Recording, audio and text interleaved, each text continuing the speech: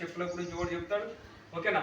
కాబట్టి ఒకసారి ఆలోచించండి, మనం ఏమైనా చెప్పులు అడ్వర్టైజ్మెంట్ చేస్తున్నామా? మనుషులు హెల్తీగా ఉండడానికి మన దగ్గర ఆర్గానిక్ ప్రొడక్ట్స్ ఉన్నాయి, అవి గురించి మనం చెప్తున్నాం. ఓకేనా?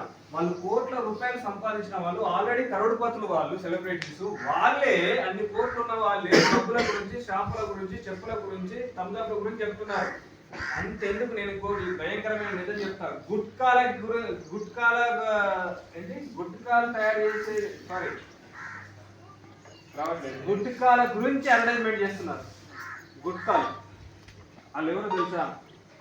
బాలీవుడ్ హీరో వాళ్ళు చెప్తున్నారు. ఒక్కసారి వాళ్ళు నెంబర్ 1 హీరోస్ గుట్కాల గురించి అడ్వర్టైజ్మెంట్ చేస్తున్నారంటే, గుట్కాలు మంచి చేస్తాయా, ఆరోగ్యానికి చెడు చేస్తాయా? మరి చెడు చేసేది అంత సెలబ్రిటీస్ అడ్వర్టైజ్మెంట్ చేసి వాళ్ళు కోట్ల రూపాయలు సంపాదిస్తున్నారు అడ్వర్టైజ్మెంట్ మీద.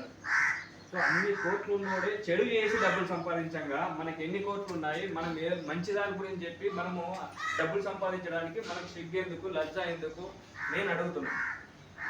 అర్థమైందా?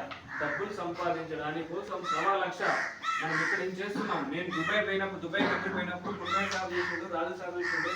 ఓకేనా? మేమంతా చూసినాం. మన ఇండియన్ పీపుల్స్ అక్కడ ఏం చేస్తున్నారు సార్? వాష్రూమ్లు కడుగుతున్నారు.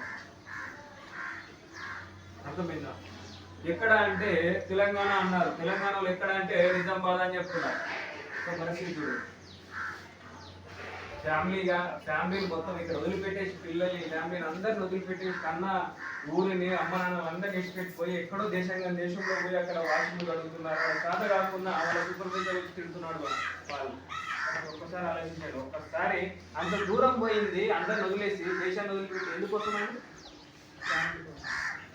ఎందుకోసం? డబ్బుల కోసం. నేను చెప్తున్నాను, ఆడ సంపాదించే 20,000 30,000 ఇక్కడ సంపాదించలేమా? అందరిని వదిలిపెట్టిపోయినాము.